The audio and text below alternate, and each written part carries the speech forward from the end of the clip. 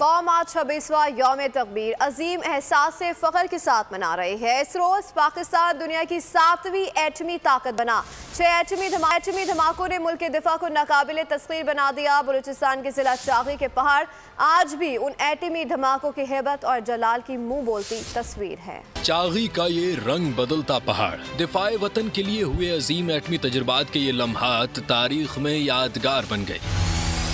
पाकिस्तान ने भारत के 5 एटमी धमाकों का जवाब 28 मई 1998 को दिया। ये यादगार मंजर देखने के लिए वजीर आजम नवाज शरीफ, एटमी प्रोग्राम के रूहरवां डॉक्टर अब्दुल कदीर खान और न्यूक्लियर टेस्ट के निगरान डॉक्टर समर मुबारकमंद और दीगर हुकाम भी मौजूद थे। एटमी बटन दबते ही धमाकों ने जमीन को दहला दिया। जलजला आया और फजा नाराए तकबीर से गूंज उठी। इस यादगार दिन पाकिस्तान ने मुस्लिम दुनिया की पहली जबकि दुनिया की 7वीं एटमी ताकत बनने का एजाज हासिल किया। पाकिस्तान के इस बड़े कदम ने जनूबी एशिया में बर्तरी हासिल करने और पड़ोसियों को ताकत के बल पर दबाकर रखने का भारतीय ख्वाब भी चकनाचूर कर दिया।